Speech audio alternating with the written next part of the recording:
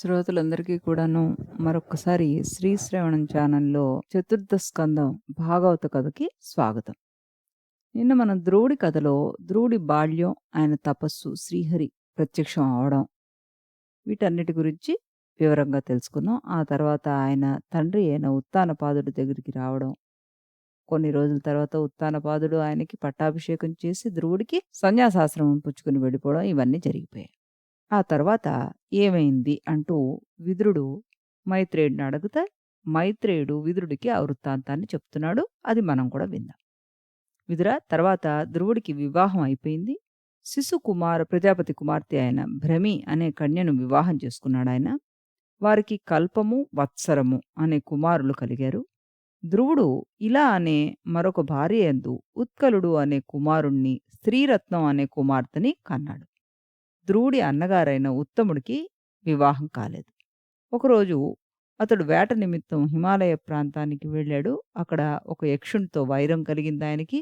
ఇరువురి మధ్య యుద్ధం జరగడంలో, ఆ యుద్ధంలో ఉత్తముడు మరణించాడు. పుత్రశోకం తట్టుకోలేక అతని తల్లి సురుచి కూడా మరణించింది. ఇది మనం శ్రీహరి చెప్పగా తెలిసిన కథే కాబట్టి ధ్రువుడు కూడాను దాని గురించి చింతించాడనమాట. తర్వాత ఆ యక్షుల చేతిలో మరణించాడన్న మాట విన్న ధ్రువుడు కోపంతో రగిలిపోయాడు. వెంటనే సైన్య సమేతంగా యక్షదేశానికి వెళ్ళి అలకాపురి మీద యుద్ధానికి బయలుదేరాడు. అలకాపురి వద్దకు పోయి తాను యుద్ధానికి వచ్చినట్టుగా తెలపడానికి ఒక శంఖాన్ని పూరించాడు. అలకాపురిలో ఉన్న యక్ష సైనికులు ధ్రువుడి మీదకి యుద్ధానికి వచ్చారు. ధ్రువుడు ఆ యక్ష సైనికుల్ని వాడి అయిన తన బాణాలతో చంపేశాడు.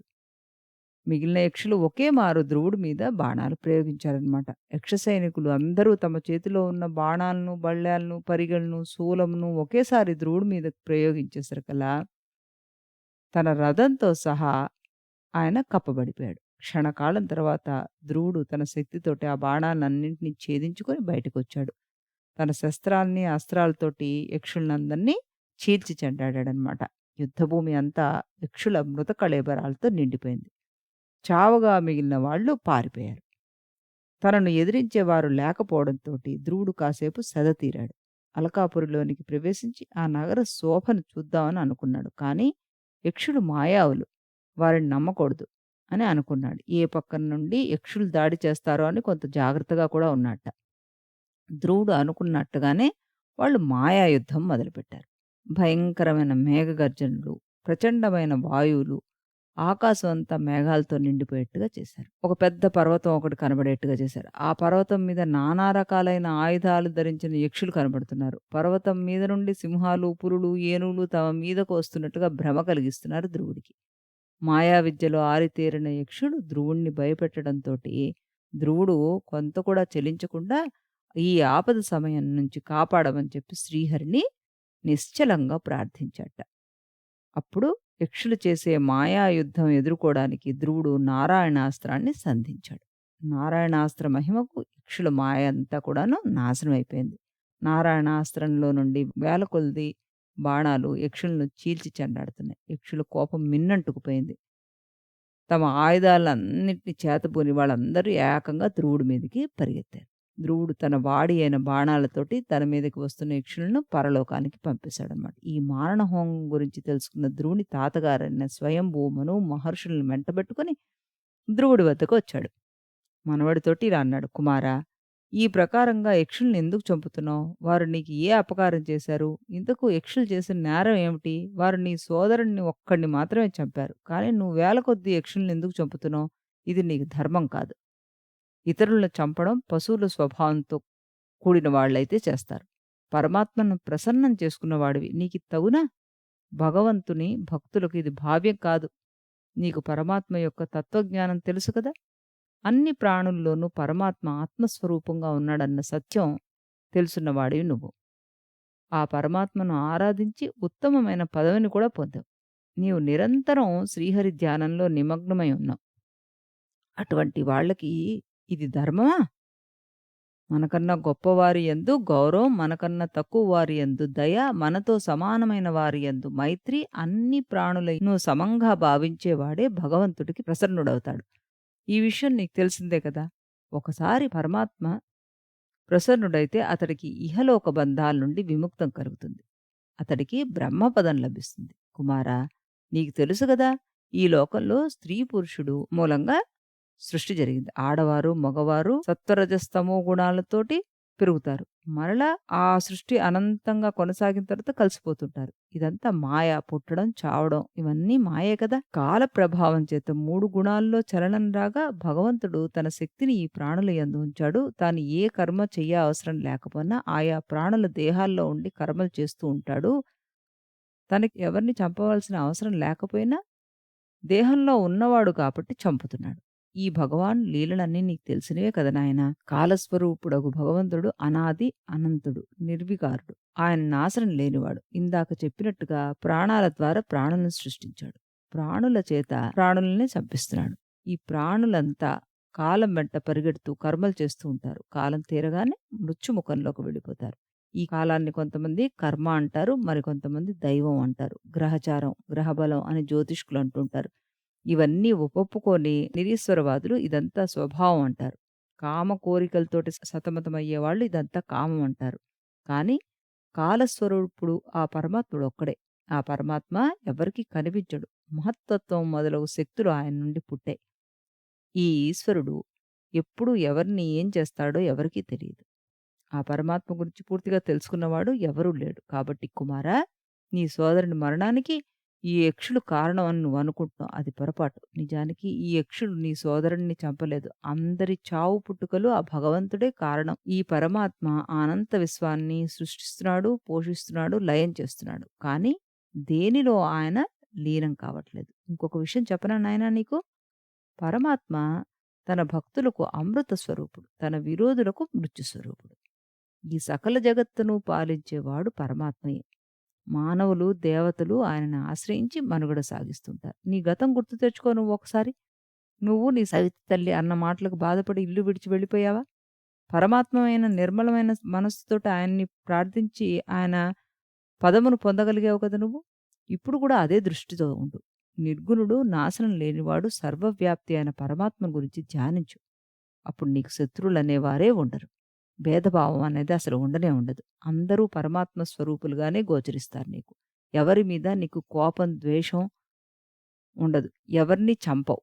అందరినీ ప్రేమతో ఆదరిస్తావు. నేను, నాది అనే అహంకారం, అవిద్య నుండి దూరం అవుతావు. నీవు రాజువు. నీకు కోపం తగదు. నీకు కోపం వస్తే నీ ప్రజలు నీకు దూరం అవుతారు. జనానికి నువ్వంటే ప్రేమ ఉండదు.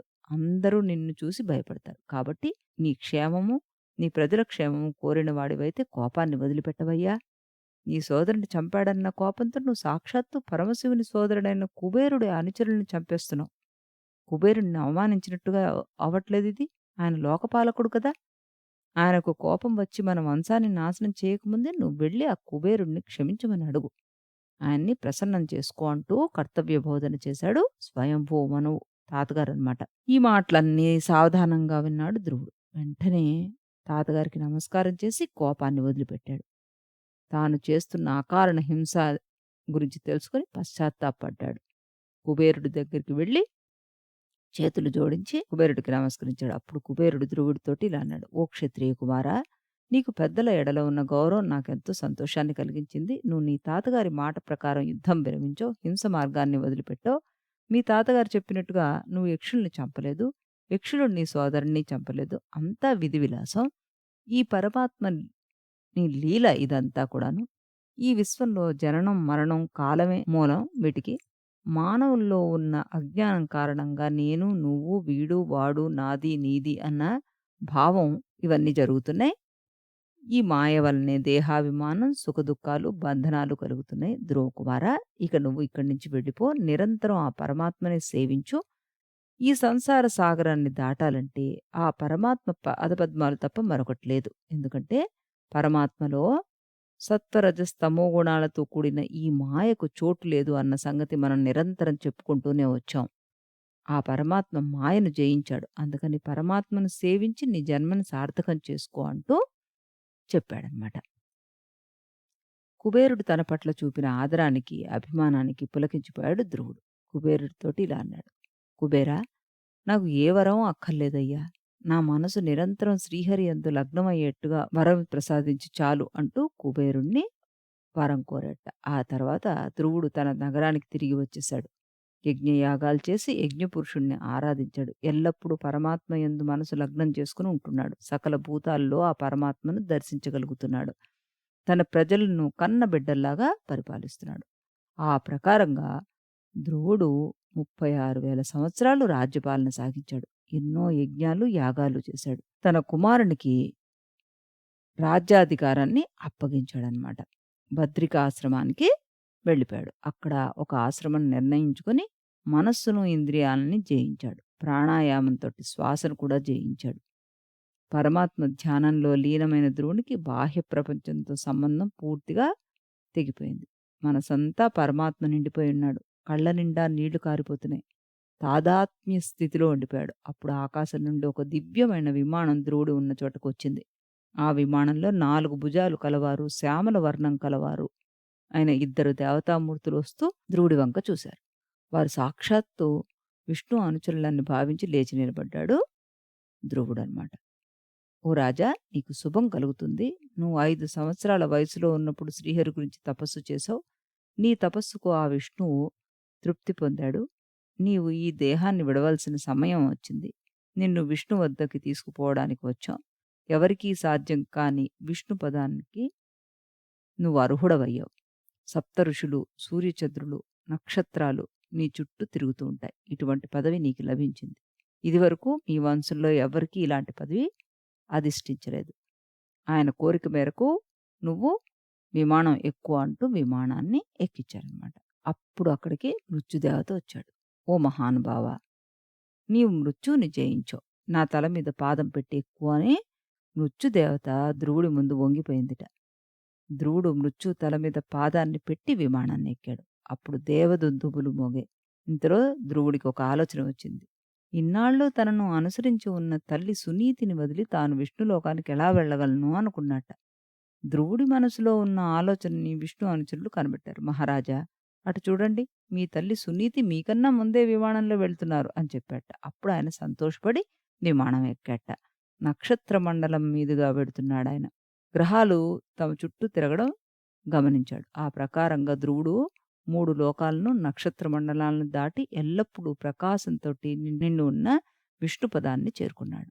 ఎల్లప్పుడూ ఇతరులకు మేలు చేయువారు, శాంతమూర్తులు, అందరినీ సమానంగా చూసేవారు, పరిశుద్ధమైన మనసు కలిగిన వారు తామే కాకుండా తమ తోటివారు కూడా శ్రీహరి సేవలో లీనమైనట్టుగా చేశారు.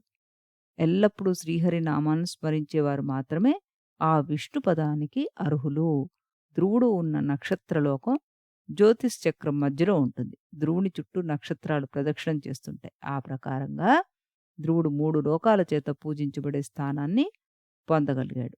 ధ్రువుడు పొందిన మహిమను చూసిన నారదుడు ప్రచేతసుడు చేయుచున్న యజ్ఞం సందర్భంగా జరిగిన సభలో ప్రచేతసుల ముందు ధ్రువుని మహిమ గురించి కీర్తించట. ఆ ధ్రువుడు మహాపతివ్రత అయిన సునీత కుమారుడు. చిన్న వయసులోనే తన సవితి తల్లి పలికిన పలుకుల మనసు కష్టపెట్టుకొని బ్రహ్మపదాన్ని పొందగలిగాడు విష్ణునామాన్ని స్తుతిస్తూ అంటూ నారదుడు ప్రశంసించాట. విదురా, నీవు కోరినట్టుగా నీకు ధ్రువ చరిత్రను కూడా వివరంగా చెప్పాను.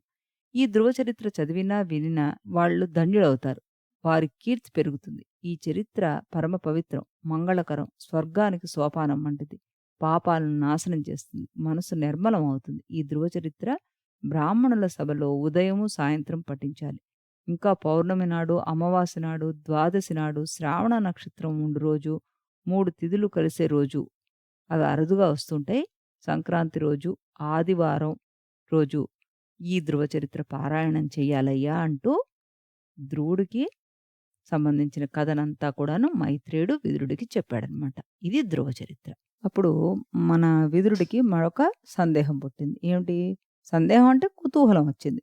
మీరు ప్రచేతసుడి సభలో ఇవన్నీ నారదుడు చెప్పారు అని చెప్పారు కదా, అసలు ఈ ప్రచేతసులు ఎవరు?